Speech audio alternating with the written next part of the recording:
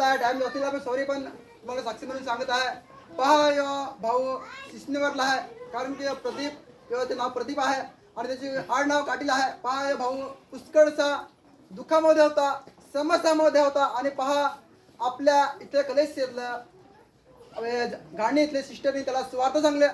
आणि खरोखर तो भाऊ इथे प्रार्थनेला आला कारण की ते भावाला पुष्कळशा प्रमाणात दुखत होते, पायाच्या वेदनात त्रास होता आणि ते पायाच्या त्रासामुळे भावाने जवळजवळ 2 वर्ष किंवा किती वर्ष काम केलं नाही आणि खरोखर तो भाऊ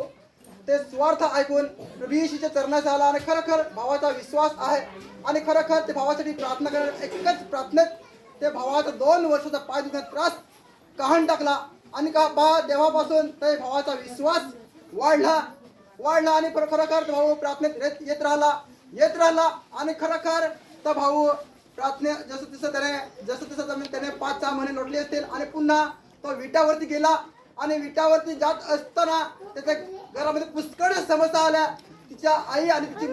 लहान मुली होत्या त्या घरामध्ये राहत होते आणि का पहा तेवढ्यातच ते जेव्हा तिची झोपायची तिथे एक दिवशी सांगते साप यायचं, ते एक दिवशी मुंग यायचे चार आणि पप्पा संगीत जायचं. पण पहा प्रभू येशूने ते भावाच्या मुलीच्या आणि त्या आईचं रक्षण केलं, सांभाळ केलं, दुष्टाने बरेच त्याला समज दिला. पहा तेवढंच नाही तर त्याच्या घरामध्ये बैल देखील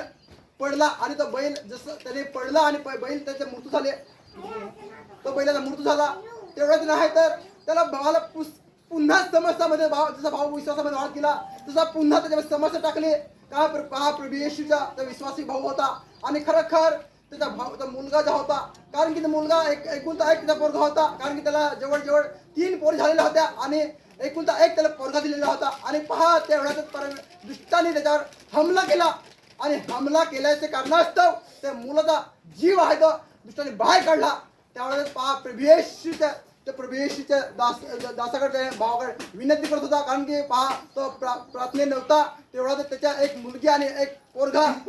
मृत्यू पावलेली होती. हे कारण असतं ते भावाला भीती वाटली आणि भीतीचे मुळे भावाचे हातपाय कापू लागले कारण की त्याला मोबाईल देखील पकडता येत नाही आणि मोबाईलमध्ये जवळजवळ 5% चार्जिंग होतं आणि चार्जिंगच्या द्वारे खरोखर ते भावाने जसं जेमतेम हातपाय कापायला लागलं का पहिलं माझे पोर आणि पोरी वारलेली आहे, माझे पोरगा वारला नाही काय अशी म्हणून त्याच्या मनामध्ये भीती वाटली आणि खरोखर परमेश्वराला भीती बाळगून तो भाऊ मोबाईलमध्ये त्या मास्टरांचे नंबर शोधत राहिला आणि खरोखर जसं त्या जेमतेम ते करून ते मास्टरांचे नंबर शोधले आणि पहा ते भावाने मास्टरांना फोन केला. फोनामधून परत भाऊ रडायला सांगते लागला, ते परिवार लढायला लागले का पुन्हा माझ्या पोरगाचा मृत्यू पावणार नाही काय, माझ्या पोराचा जीव हमेशा जाणार नाही काय. पहा परंतु ते भावांनी पास्टरांना फोन केला आणि पहा तेवढ्यातच पास्टरांनी प्रभू येशूच्या दासांनी ते मुलासाठी प्रार्थना केली. तेवढ्यातच ते पहा पोराची जीवनामध्ये साहस चालू झाले कारण प्रभू येशूचं वचन सांगत आहे योहानामध्ये 11:25 का पुरस्तान जीवन मीच आहे आणि जो माझ्या मेला असेल पुन्हा जिवंत सोडेल. अरे खरं वचनाच्या द्वारे ते बालकाला जिवंत केलं. तेवढंच नाही तर पुन्हा प्रभू येशूच्या चरणाशी भाऊ 3ऱ्या दिवशी प्रार्थनेमध्ये आला आणि तेवढ्यामध्ये त्याच्या मनामध्ये ठणकत होतं का पुन्हा माझ्या मुलामध्ये अटॅक होणार नाही काय. परंतु तेवढ्यातच ते भावाने सैतानाला पुन्हा वाव दिला परंतु परमेश्वराचे वाव दिला त्याच्याद्वारे पुन्हा भाऊ होता त्याच्या घरामध्ये गेला. त्याच टायमामध्ये त्याच समयामध्ये संध्याकाळची 5 वाजता पुन्हा भावाचे मुलाला अटॅक आला आणि पुन्हा ते भावाला ते मुलाच्या जीवनातून